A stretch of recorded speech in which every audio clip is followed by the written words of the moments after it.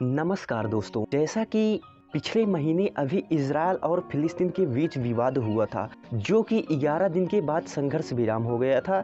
लेकिन अब एक बार फिर से दोनों के बीच विवाद होने की संभावना है। तो आज हम इसी को देखते हुए आज बात करेंगे यरूशलेम में यहूदियों के मार्च पर क्यों है विवाद। आज हम इसी टॉपिक पर बात करेंगे। आइए देखते हैं। इजराइल में बेंजामिन नेतन्याहू की सरकार धार्मिक राष्ट्रवादियों मुस्लिम इलाकों से होकर जाने वाले एक मार्च को अनुमति दी। इस पर गाजा के नियंत्रण करने वाले फिलिस्तीनी चरमपंथी गुट हमास ने धमकी दी है कि यदि ऐसा होता है तो आगे चलकर टकराव हो। यह मार्च गुरुवार 9 जून को होना था, लेकिन सुरक्षा कारणों का हवाला देते हुए पुलिस ने इसकी अनुमति नहीं दी, जिसके बाद इसे अगले सप्ताह के लिए टाल दिया गया है। इसके कारण इसे अगले सप्ताह मंगलवार को निकाला जाएगा। और इसके साथ ही अधिकारियों ने कहा है कि इस मार्च को अनुमति कुछ शर्तों के साथ ही दी जाए। वैसे इस मार्च का आयोजन महीनों भर पहले करना था,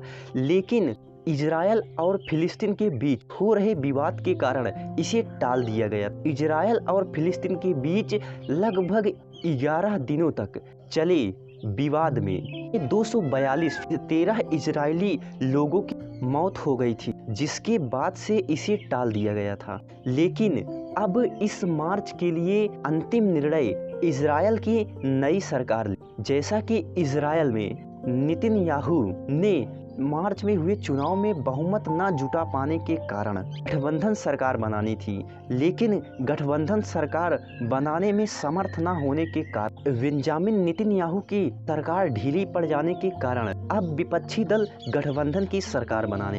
रविवार को विश्वास मत पर मतदान होने के बाद अगर दक्षिण ध्रुव पंथी नेता नफ्ताली बेनेट, मध्यवर्गीय नेता याइर लैपिड की 8 पार्टियों की सरकार बनती है, 2 दिन बाद होने वाले इस मार्च का निर्णय लेना होगा कि आखिर यह मार्च होगा या नहीं होगा। अंतिम निर्णय अब इजराइल की नई सरकार को है। तो इसी बिंदु पर चलते हुए हम अपने पहले बिंदु को देखते हैं। तो हमारा पहला बिंदु यरूशलेम मार्च पर विवाद क्यों को देखते हैं। इस साल का यरूशलेम दिवस रमजान के महीने 10 मई को मनाया जाना था, लेकिन गाजा में संघर्ष होने के कारण इसे स्थगित कर दिया गया था। मार्च का ये रूट जिस रूट से जाएंगे, यह रूट भड़काने वाला। मार्च से पहले स्थानीय अरब के लोगों को अपनी दुकानों को बंद करना पड़ा, जिससे कि मार्च के दौरान किसी भी प्रकार के विवाद को रोका जा सके। यहूदी इस रूट को किसी भी कीमत पर बदलना नहीं चाहते हैं, जबकि फलस्तीनी इसका विरोध करते हैं। यरूशलेम दिवस के दिन प्रत्येक वर्ष इजरायली और फिलिस्तीनियों के बीच विवाद होता है और अमूमन हर साल थोड़ी बहुत हिंसा भी होती है। जैसा कि कहा जा रहा है कि इस बार भी विवाद हो सकता है।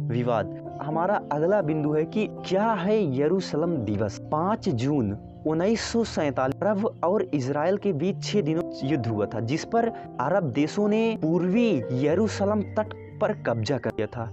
इजराइल ने इस युद्ध के लिए काफी तैयारियां कर रखी थी। युद्ध के दौरान इजराइल ने मिस्र, जॉर्डन, सीरिया देशों को उखाड़ फेंका था। मिस्र गाजा पट्टी, सिनाई, सीरिया से गोलन पहाड़ी, जॉर्डन और वेस्ट बैंक के पूर्वी यरूशलेम पर कब्जा कर लिया था। इस युद्ध में पहली बार 2000 साल बाद यहूदियों का पवित्र यरूशलेम पर कब्जा। इजराइल ने यरूशलेम के पूरे शहर को अपनी राजधानी बना लिया था।